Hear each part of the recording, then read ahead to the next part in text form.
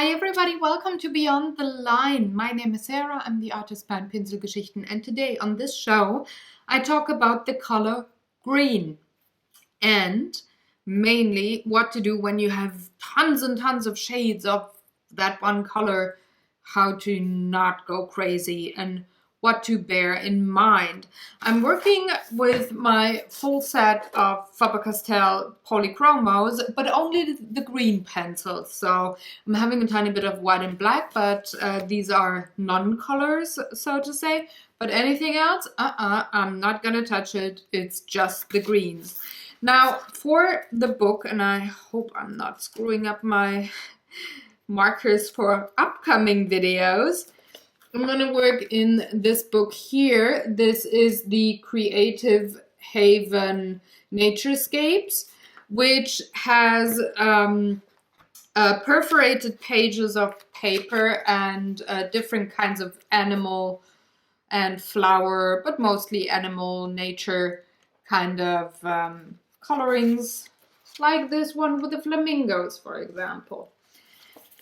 Today, I do go under the sea.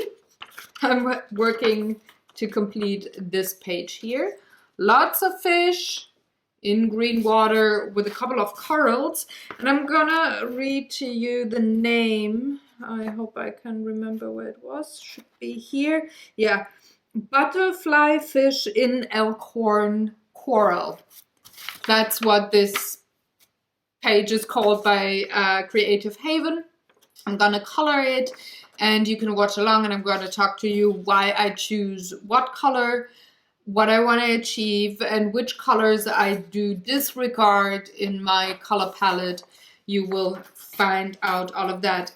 I'm gonna say it at the end of the video once more, but just to let you know right away, the exact numbers of the pencils that I'm using and other material that I use are going to be listed, or are listed at the blog post for this particular video on my webpage. It's in the description box below, so you don't have to write anything down there. It's all gonna be 1 hour after this video is published. The blog post will go live and you can take a look, also see close-up photos and stuff in case something in the video isn't close enough for you while I color.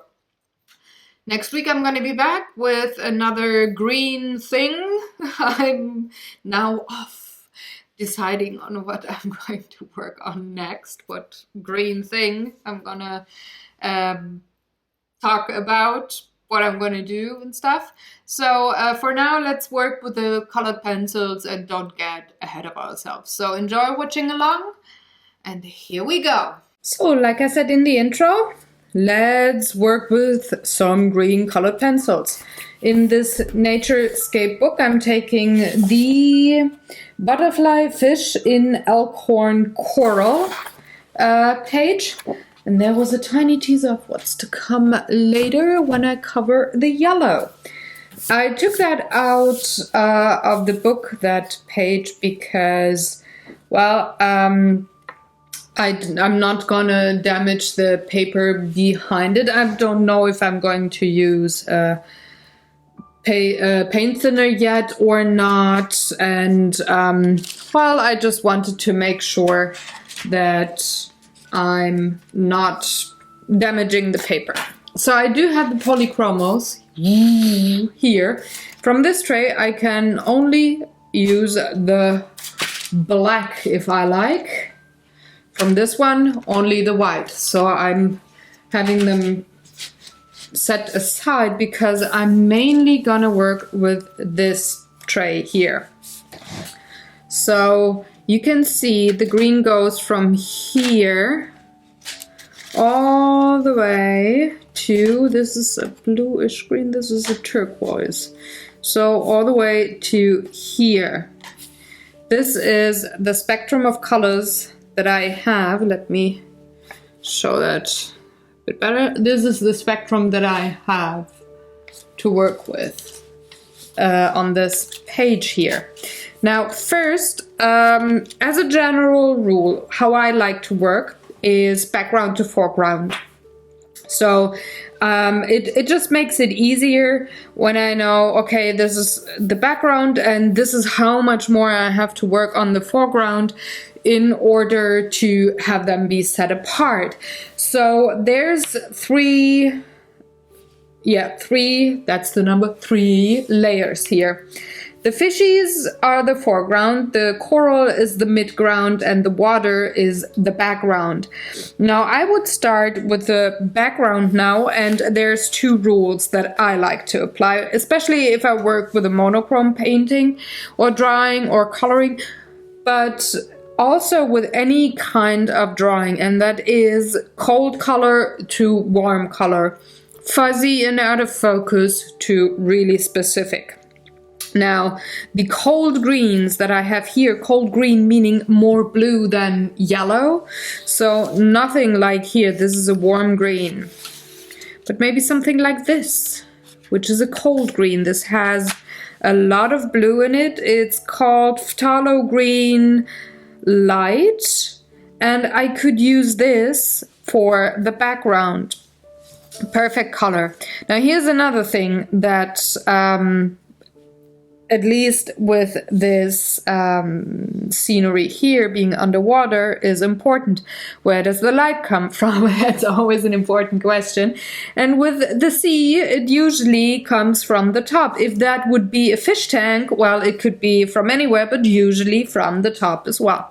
So I need a second color to pull down the to get darker here on the water where there's less light. So I'm gonna hunt for another phthalo green because I like to stay in the same color zone.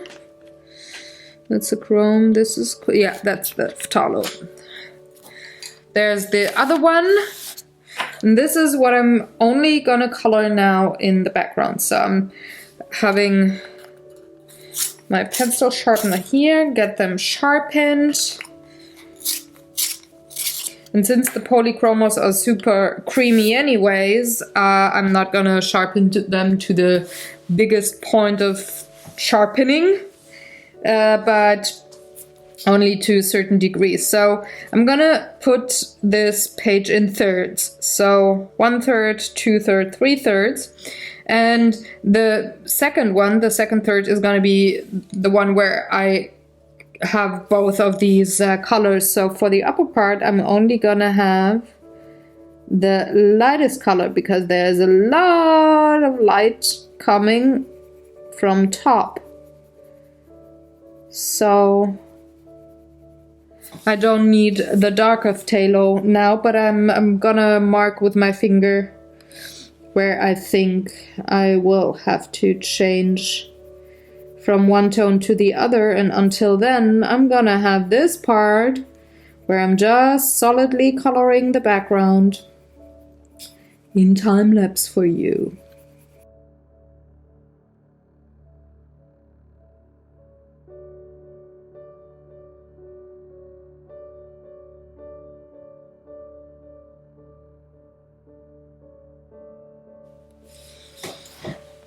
Alright, so this is done, and now I would take the lower third and do the same with the dark phthalo green, and then work in the middle to combine the two. Again, I'm just gonna have a solid layer here, and I'm gonna have that time lapsed for you.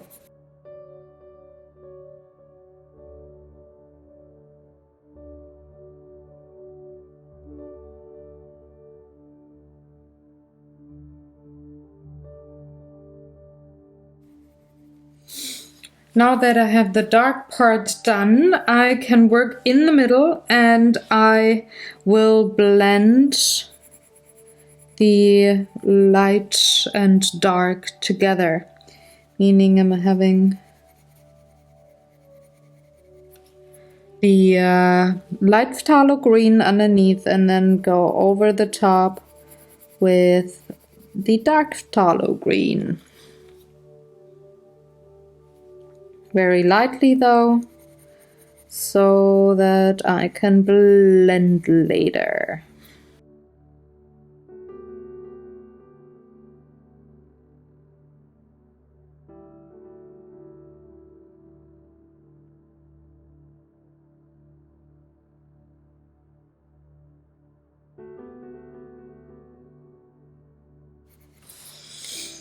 Okay, now I got that down.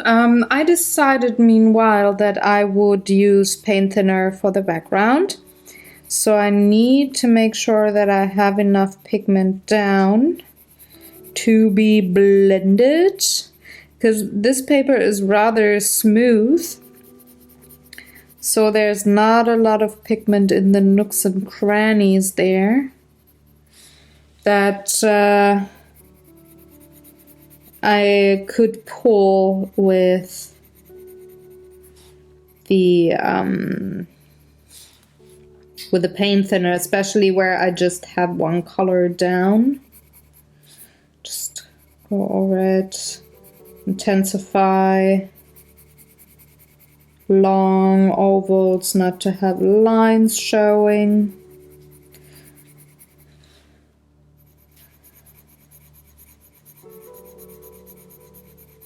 And then I'm going to do the same thing with the light of phthalo green then. And then I bring in the paint thinner and blend out the background here. Once I got that dry, I can work on the midground or also the foreground, which only takes a couple of minutes to dry, and prevents smudging anything. I could technically then layer even more on the background if I wanted to, but I actually don't. So now here on this medium dark green, I'm going with the dark green on top again, adding another layer, but going with the ultra light hand in comparison to the dark part underneath, because I just want a bit more pigment down to blend, but I don't want to darken up that section too much. Just a little bit of pigment added.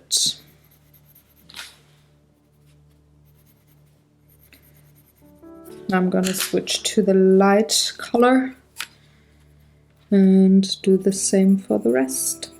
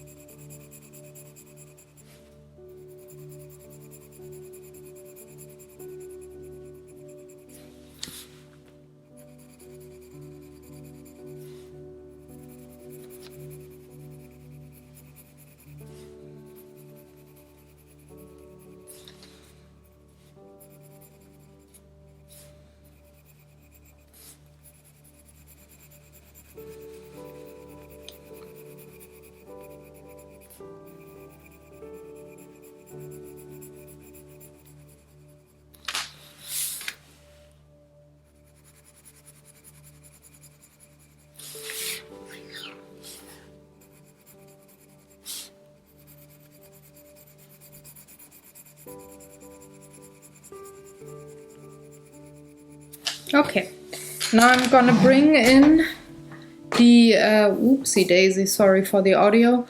I'm gonna bring in the paint thinner now. Hold on.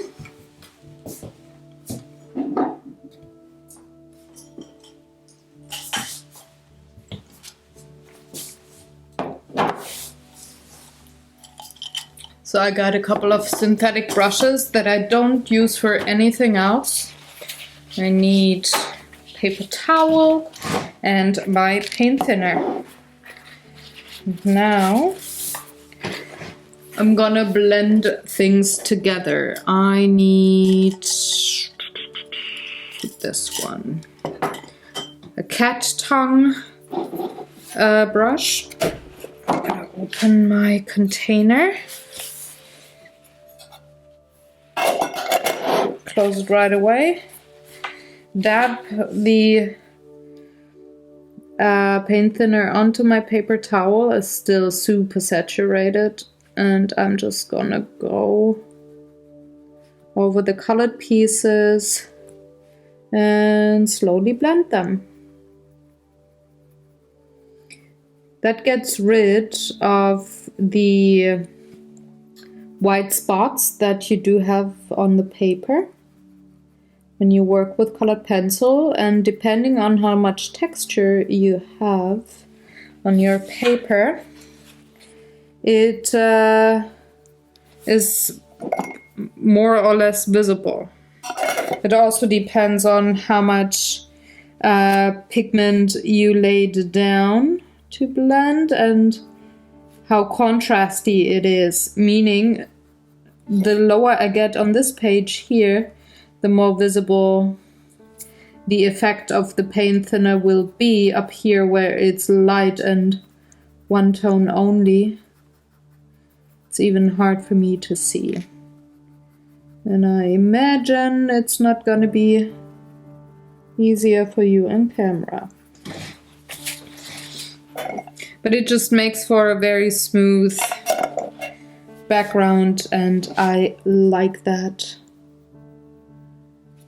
a lot, that technique. Especially if you have a uniform background like I do have here with the water.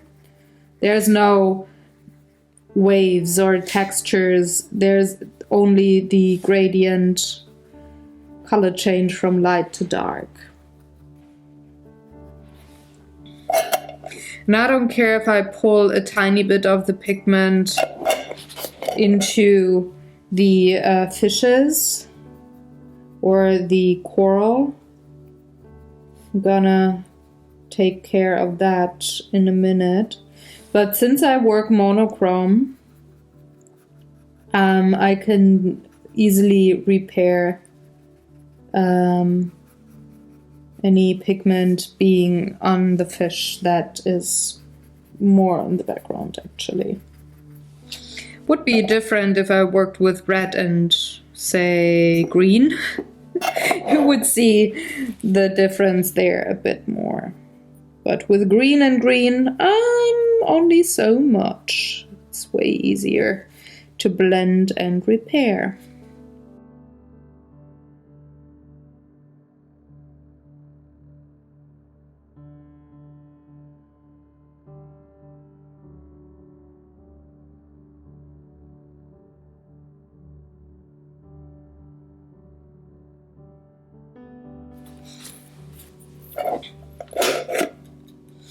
Okay, that's done. Now it needs a minute to dry, and in that time I can already determine, okay, what do I want to do with the midground? I would work on the corals next, and I want something to be a rather heavy contrast. Hold on, I have got to take a sip of coffee. I want something to be a rather heavy contrast, and I don't want a lot of shading and stuff with the corals. They should pretty much the grid that breaks up the background from the foreground. So I know already the fishies are going to be warm yellowish greens mostly, and hold on, there's actually one kind of a fish, 2, 3. Are you the same? No, 4, 5 kind of a fish. This one and this one are the ones that are not repeated. Okay, so I want something that is very calm, because I'm gonna put at least 5 different kinds of pattern fishies on top.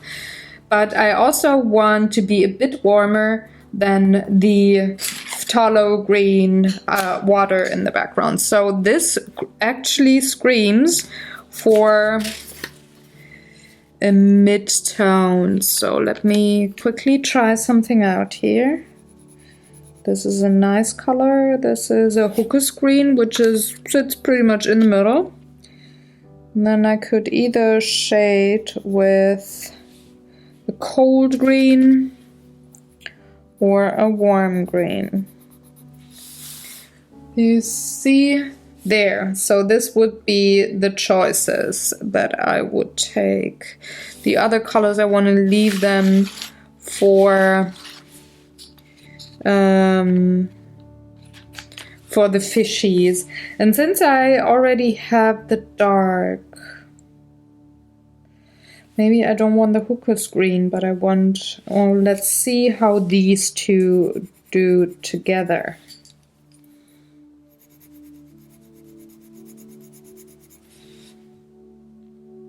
I actually like this better than the hooker's green in the middle, so I'm not going to take the hooker's green. This is how I decide, okay, what do I want to take exactly, what color tones. I don't care what that color is called. I just have to know, is it a warm one or is it a cold one, and what do I want to achieve with it. So there we go. So I'm having a warm and a cold. This one is called pine green, which is the warm color, and the cold color is cobalt green deep. So again, I'm starting from the top to the bottom, and I'm just going in circles with the pine green. Probably not gonna shade every scale of that coral, because then I would actually pull it into the foreground. Would it be in the foreground, I would shade every little scale of the coral, but I'm not gonna. So I'm just giving it a solid layer. The one behind it as well. I'm gonna work in sections here, like this is a section to my eye, so I'm just gonna shade. And I'm shading not top to bottom, but I'm gonna make them round, so I'm darkening the edges. And in a minute, I'm gonna pull in the pine green again. And then you can see the difference.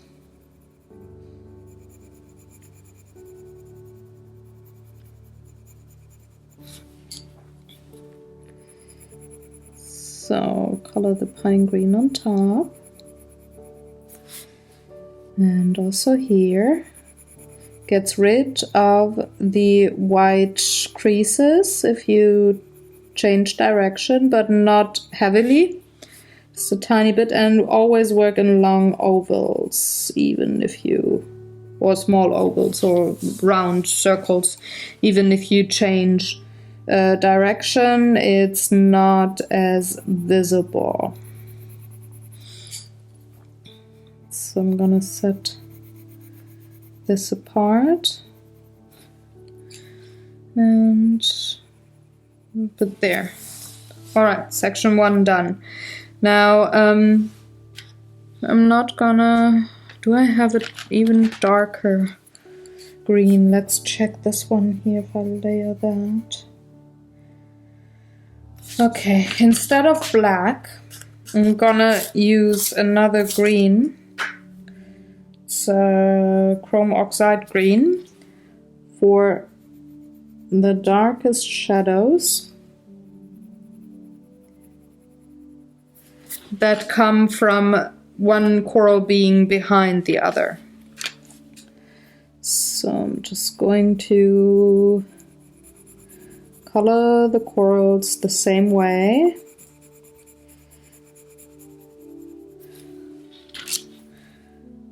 all the way around.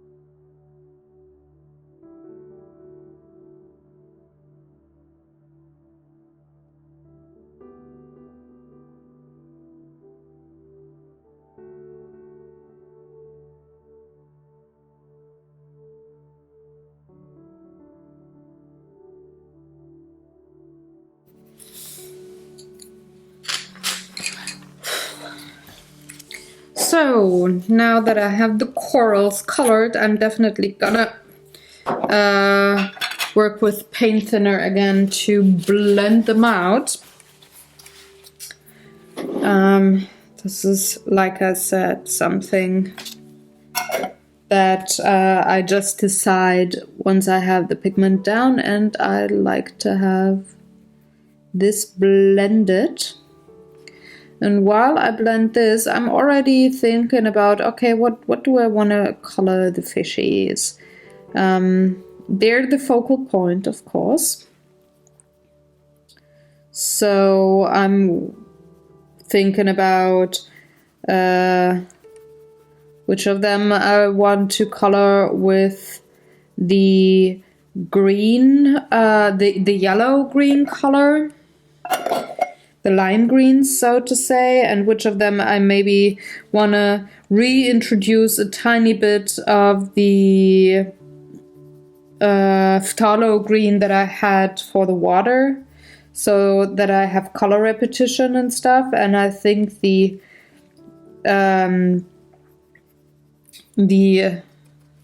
green here actually would work rather nicely also in the fishies. The phthalo green light. So this is what I'm usually doing when I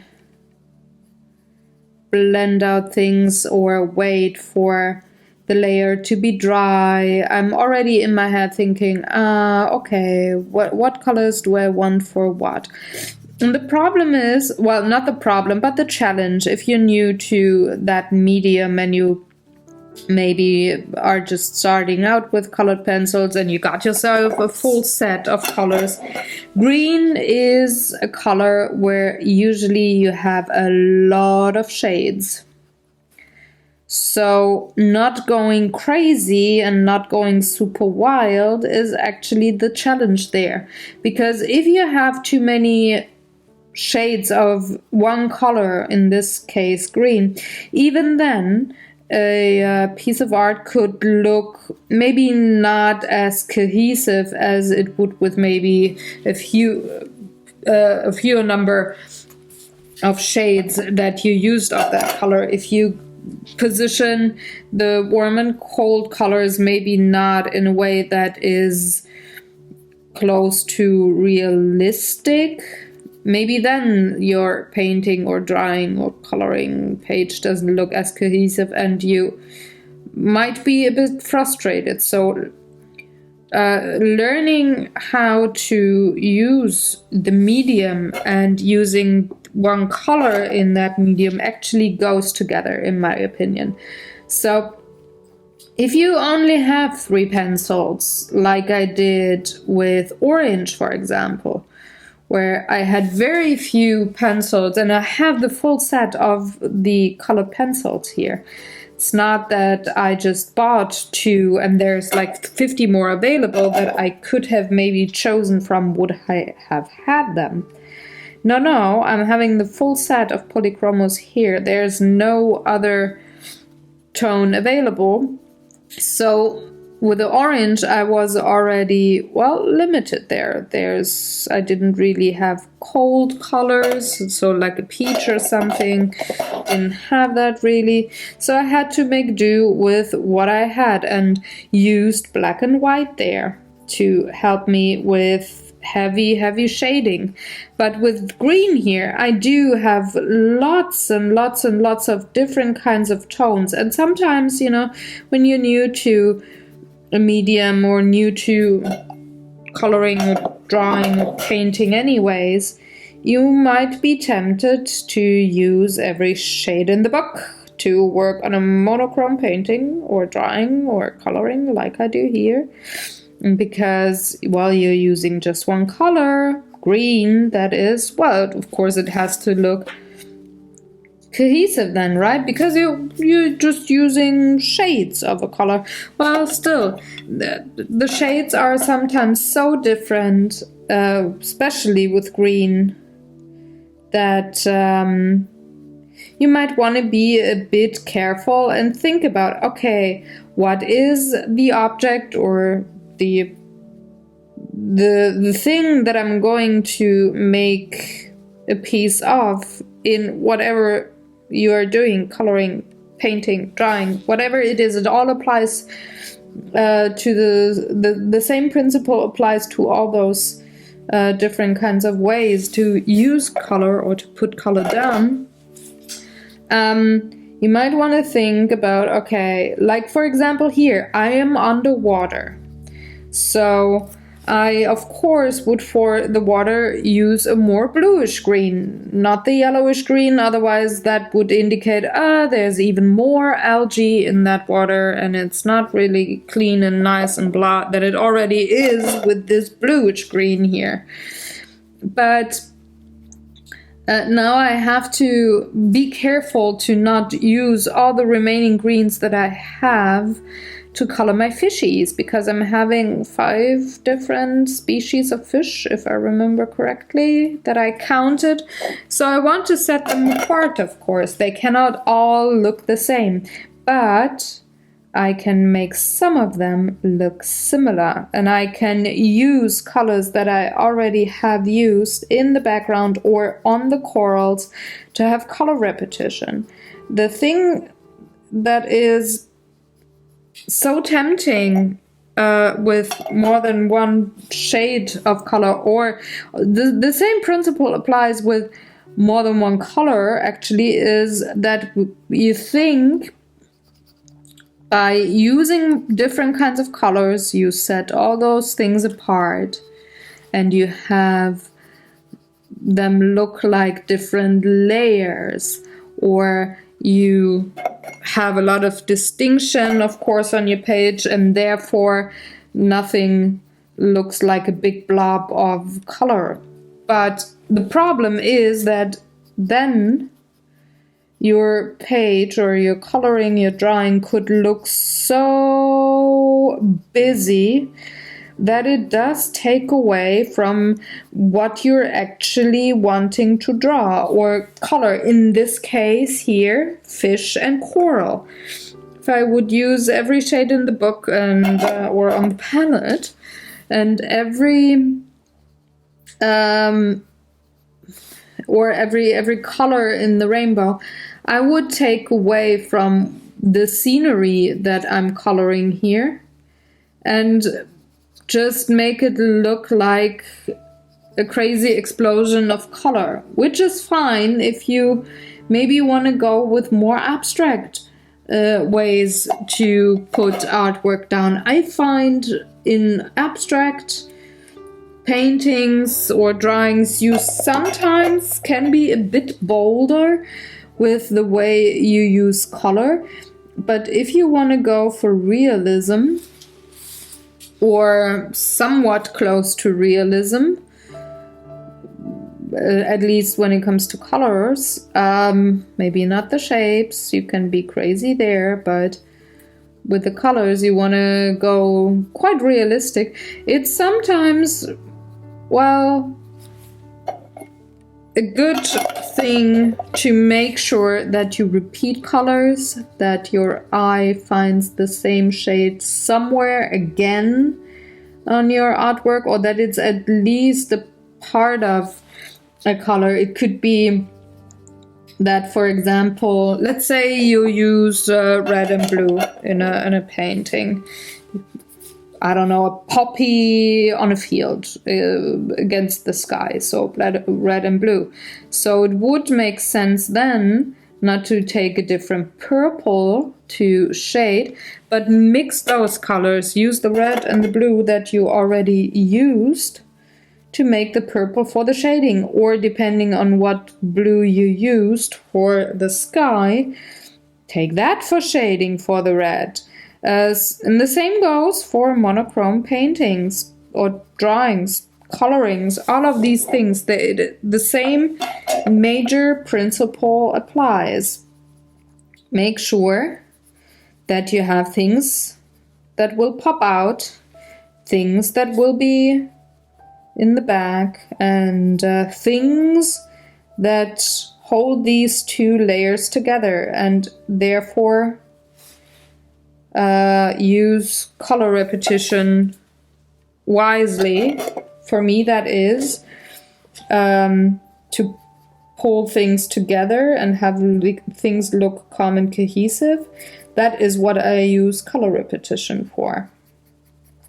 So you will find the light phthalo and probably either the pine green or the chrome oxide green, one of the two. I'm gonna have those be part of the fishies as well. So I'm gonna have color repetition there. I'm not gonna repeat every shade of green, so I'm not gonna have both tones of phthalo green be repeated, but I'm gonna have one of them. And since I find that the lighter one is a bit more recognizable than the darker phthalo green, I'm gonna go for the light one, just to pretty much show the viewer in the face. See, I use that color again. It could be, for example, I could use it on the belly or the fins of the fishes that are rather thin and see-through. And they also, especially white parts of the fish, so bellies usually, they do reflect the color that, or take the color that is around them. So that would be the light phthalo green in this case. So having that as colored and blended, now I have to let this dry for a second while I do decide on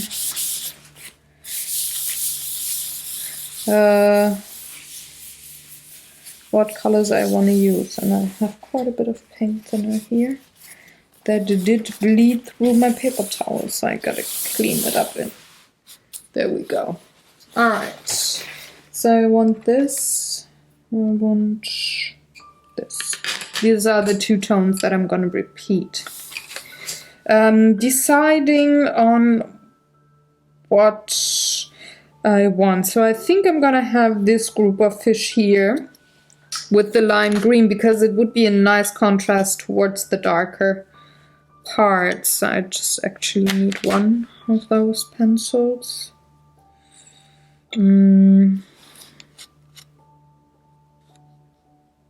This is also funny. This is gold green color. So what is it? Is it gold or green? Green gold. I'm not sure if I'm going to use that color. Probably not. So I'm just gonna position the pencils that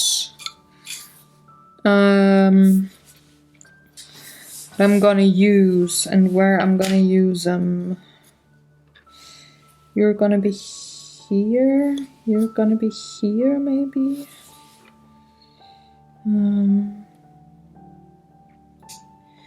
To find now what colors I will use.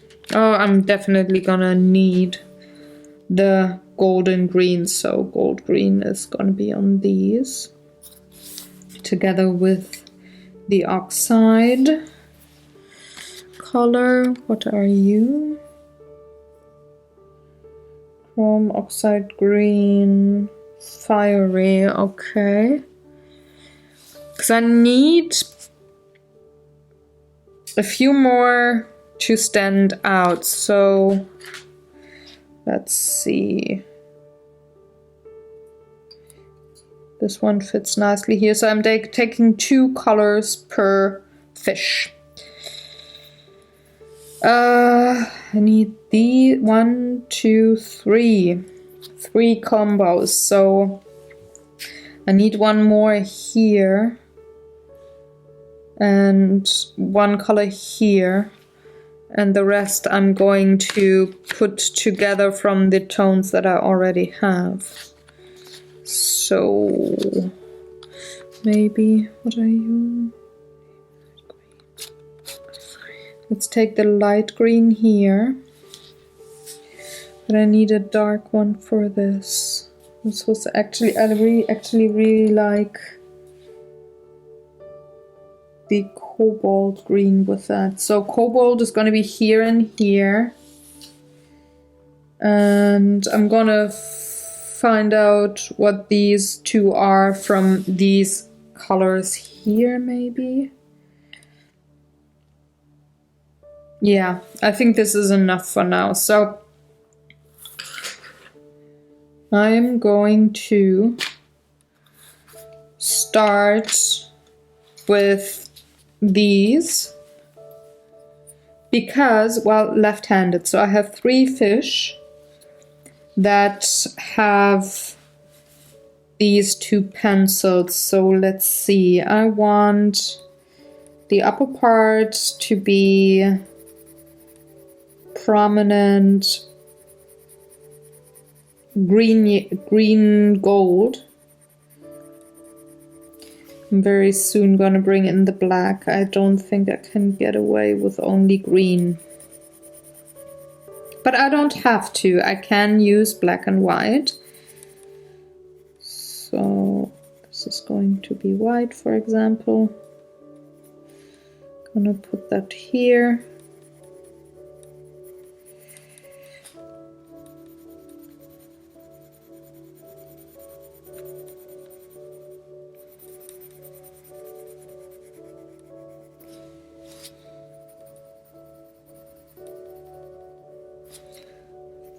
Fins also be yellow gold, green gold. And now bring in the dark green.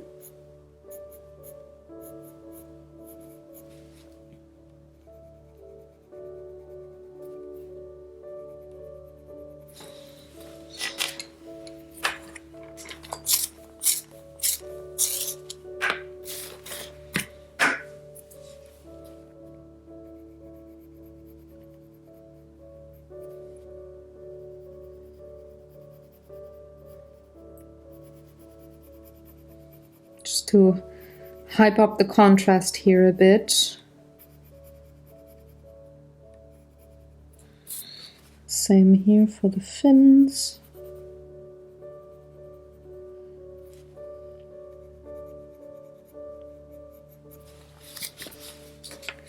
Now for shading here, very, very lightly, going with the green there.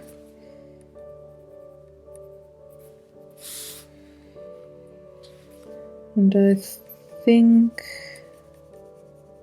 I'm going to bring in the white and the black now. So white here.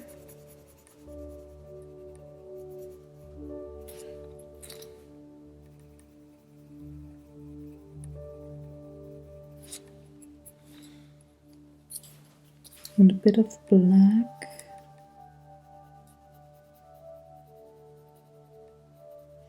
Just a bit. Not too much. Being careful there. Coming in with the green again.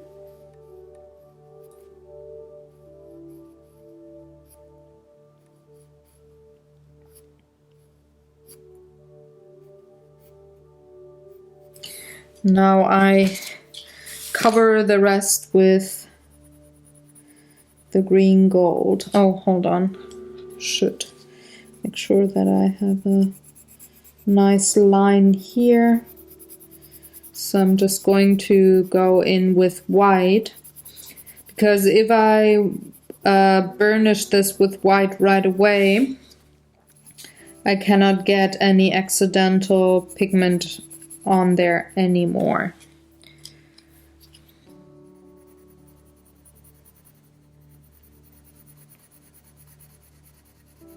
And I can control the pressure that I do apply to the pencil and then use that to my advantage to have a shadow, or maybe not, like a lighter spot on the fish. So like for example here I would go darker and then lighter touch towards the top.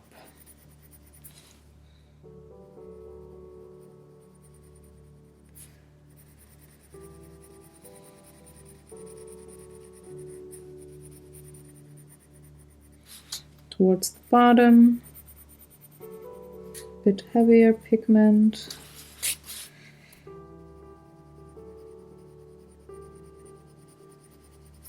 And towards the top be lighter.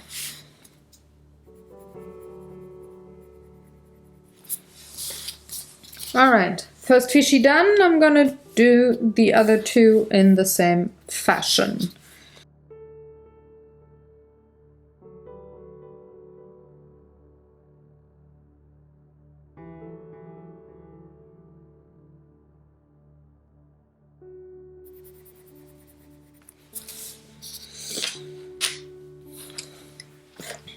Now I've got those, so I'm gonna go for, oh god, oh no, let's take the colors that I know. Gosh, should really have marked my colors better or taken a photo of the colors that I want to use. But it's definitely the cobalt green deep and the May green for those fish here. So I'm just gonna give them a solid layer of lime green first, at least, yeah, aside from that stripe where the eye is, that's gonna stay white.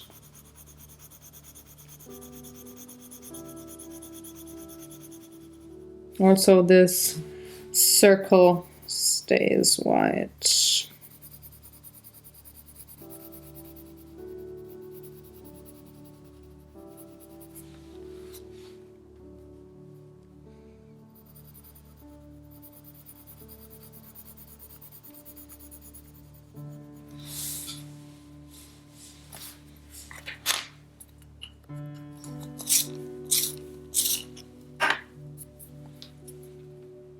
I'm going to go in with the cobalt green and see where I can use the lines that already come with the coloring page as my guidance for bringing in the dark.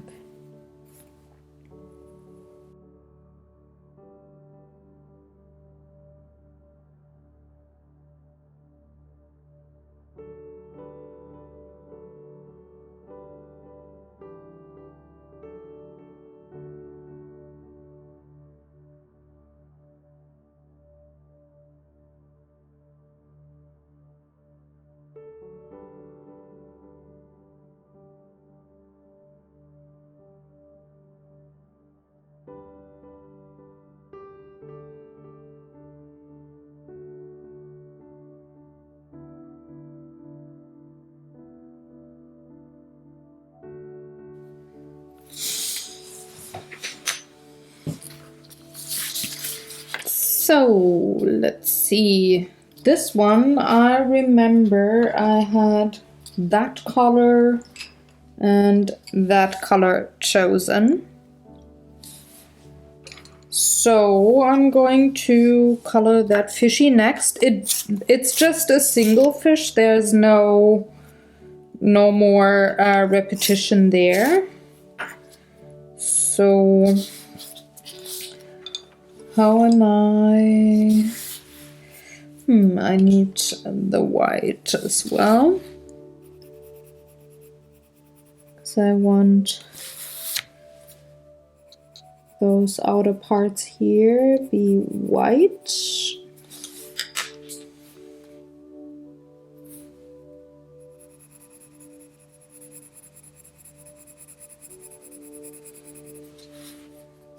And just color him solid with that light phthalo green, except for the eye, of course. And then I'm going to use the other green here to shade. And if I need more shading or more contrast, I'm gonna pull in the black. But for now, let's see how far I can get with just those two tones.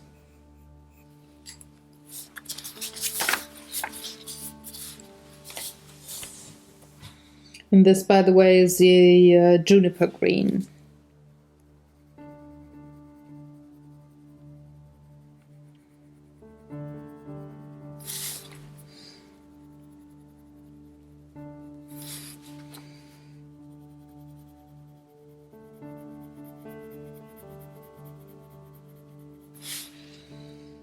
Just gradiently bringing in the color.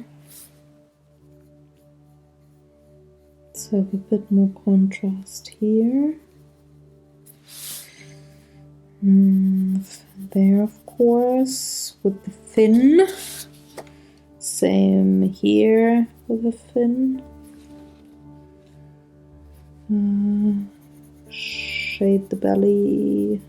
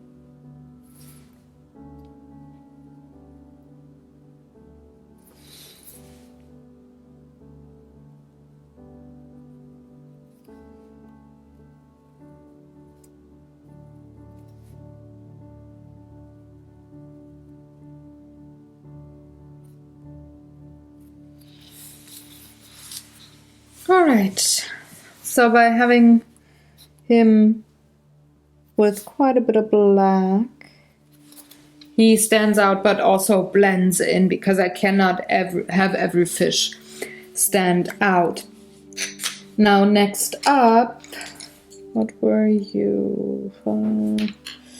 I want...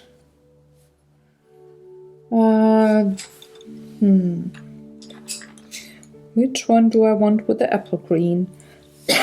Excuse me. I think I want the same juniper green with the apple green up here. Well, it's not apple, it's light green, but it looks pretty much like an apple green.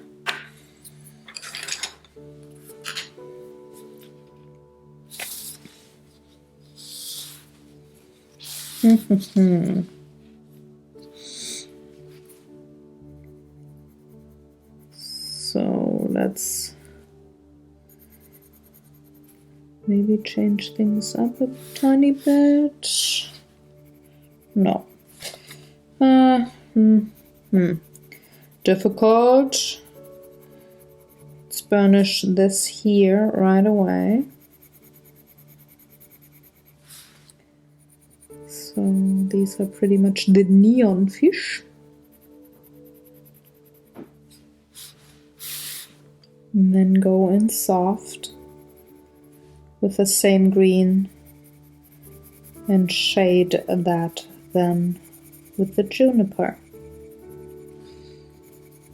Let's see how that goes. It should be fine.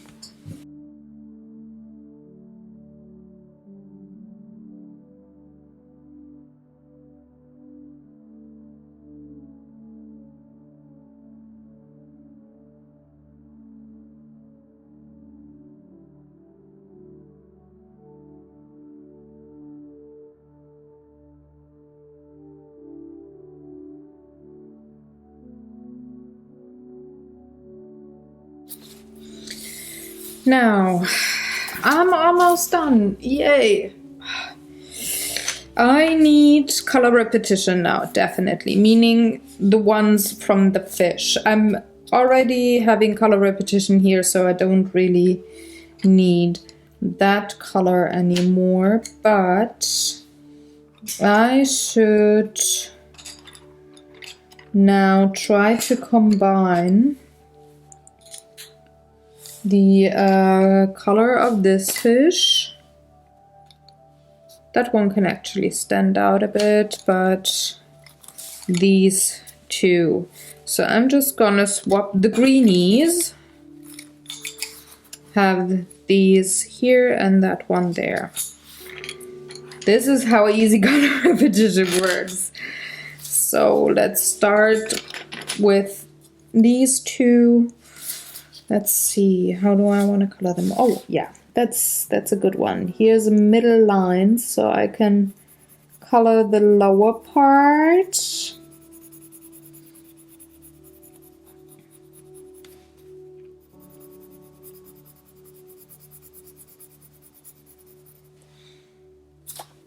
And then the upper part.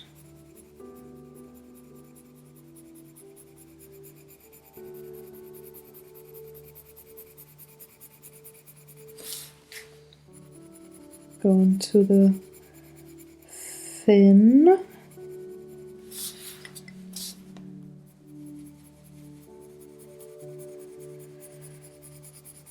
A lot of the dark color here, and then finish off with the light color.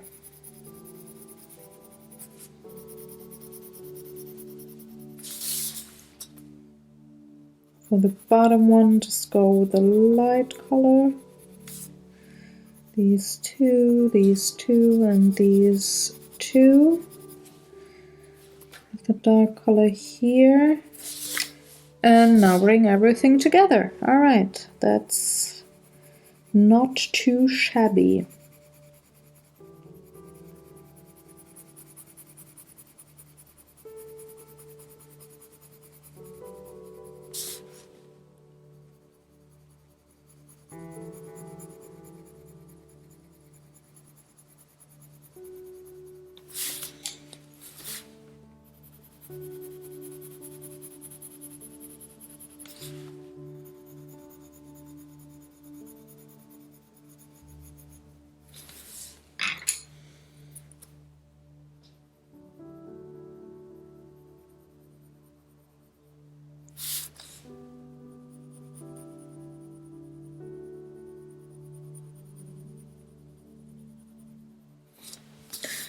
With the black, I get quite the nice contrast between the upper body and the upper fin.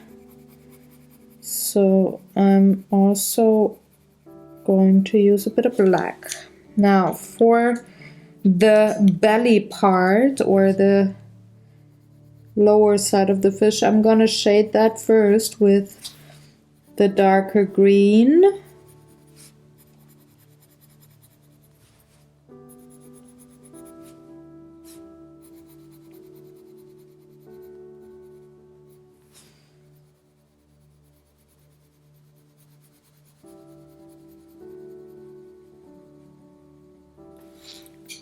And then I'm going to go in with the lighter green again, intensify color.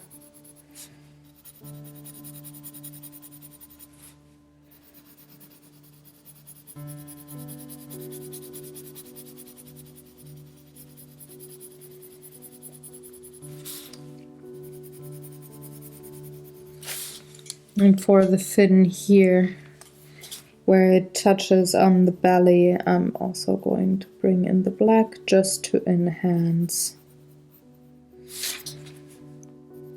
that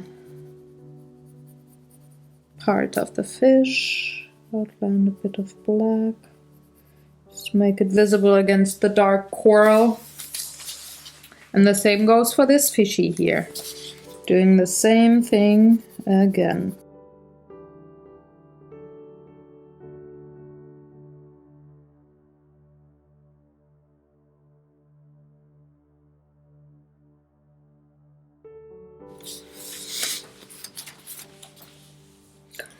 And last but not least, I need that fish up there.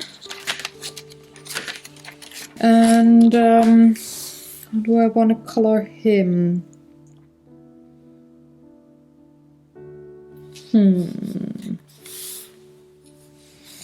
Don't want to go the same way as this fish, so I'm going to take the fin. That is yellow. Maybe this is yellow.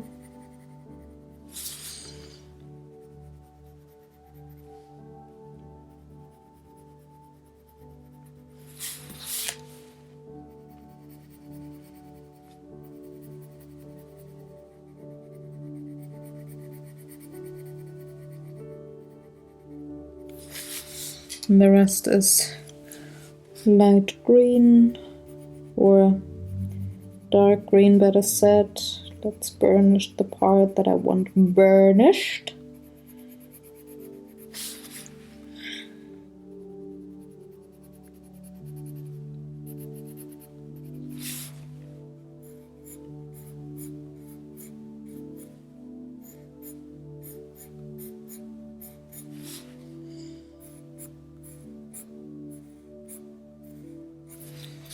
And color the rest very lightly with that, I think it's cobalt green.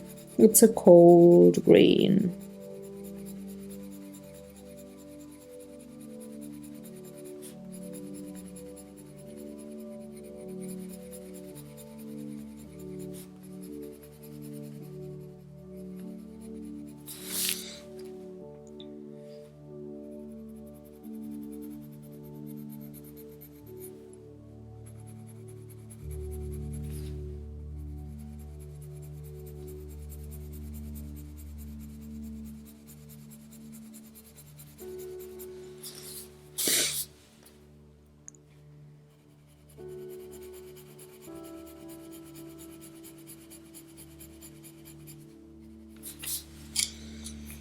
I'm gonna shade with black.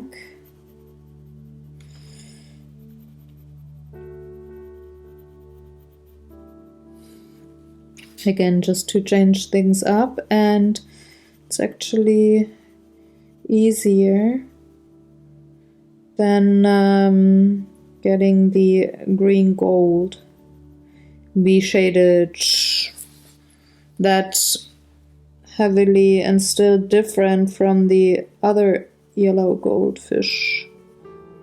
With if I'd apply the same principle like I did here with the gold yellow, meaning burnishing it is the shaded part and then going very lightly in other parts of the coloring. So I'm just going to use black here as the shading color. I'm going to bring in the yellow gold in a minute and blend that out.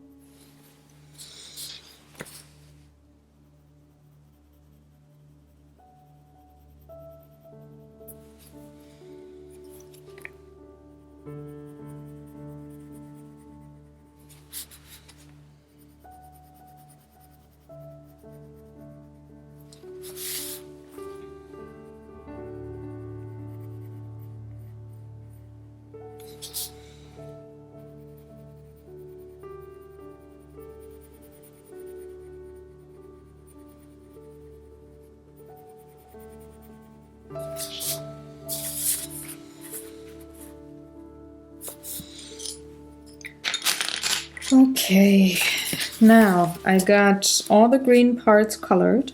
What I'm gonna do now is bring in black pencil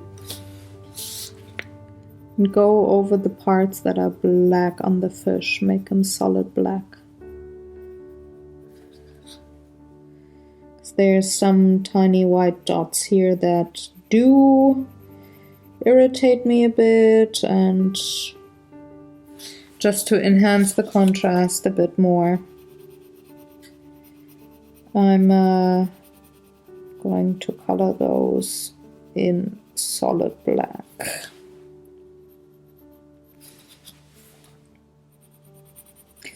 Could also use ink pens now or gel pens, but I like to have this with colored pencils only. So I'm not going to use gel pens or ink markers now. Which I would usually do if I'd have a normal coloring page. I like to finish things off with gel pens or ink markers, especially for eyes and reflection in eyes and stuff. But not this time around. Sometimes you gotta change things up, you know?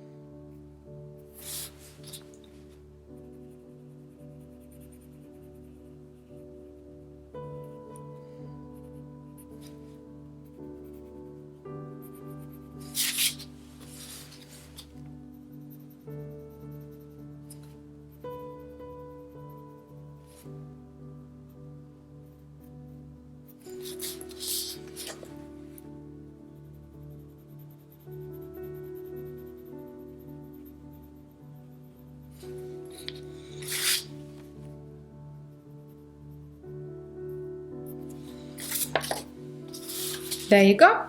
That's that. That's how I how I would work with green. And if you look, aside from black and white, I use 2, 4, 6, 8, 9 pencils, and I do have left 4, 8, 10, 12 tones of green. So this is what I meant when I said earlier, it's really difficult to limit yourself but still use variety of color. But it's somewhat easy to learn. And if you go with a coloring book first and have a page there, like this underwater scene here, well, you can make it work by just using a few cold, a few warm colors and mix and match them once you have 2/3 of your focal point done. So with the fish here, switching up things for these two types of fishes, and use colors that I had already used, and reusing one color I had already used here, and also here it's just yeah, it makes things different and still look very harmonic. Looking at it now, I think I'm so not, oh come on. I'm gonna do one thing that I said I wouldn't do with this one, but I'm gonna do it. Can you guess? I'm going away to get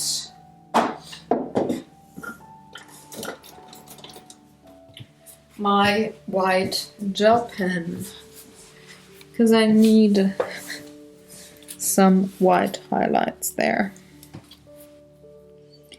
especially on these fish here.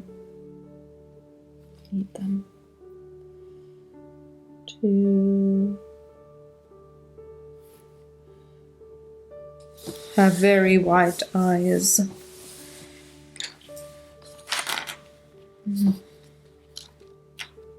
Those don't. They're okay as well. Maybe these.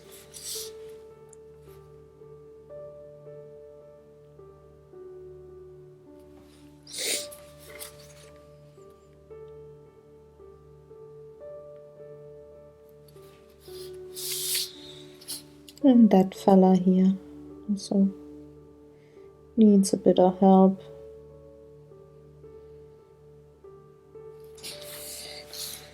And that was a tiny bit too much, so I have to get the black gel pen. God damn.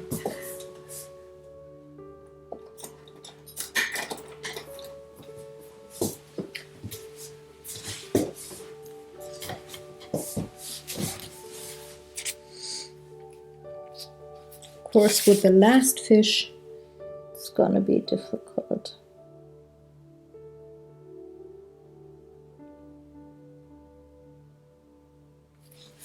Okay, there we go. Prepared.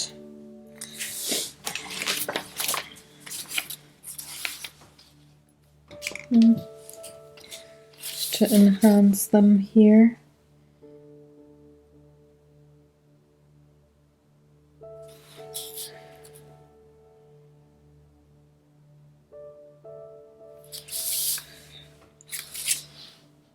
Okay, now I'm done. Promise. That's that. This is how I work with green. This is how I like to compose a whole underwater scene where you can see only so many fishes because, well, they're kind of stealth fishes, but still have a bit of contrast, but not to the point that it's comically or that it is like neon colors. And this is how I go about it. I hope you enjoyed. If you have any questions or comments, please leave them in the comment section below. Also, if you're interested in what the exact numbers of the Polychromos I used to color this piece, hop on over to my blog. The webpage link is in the description box below, and there I do have a blog post for this piece with close-up photos and everything. And of course, a materialist, meaning I have written down the numbers of the pencils for you, and also all the other stuff that I used and how long it took me to color this piece. So there's that. Again, I hope you enjoyed. I'm gonna see you next week, and we're gonna get back to markers. I haven't decided yet if it's gonna be tombos or not. I'm gonna decide that later, but it's gonna be another green piece of coloring where I talk about another medium. So enjoy, have fun, take good care, have a lovely day, and see you next Thursday. Bye!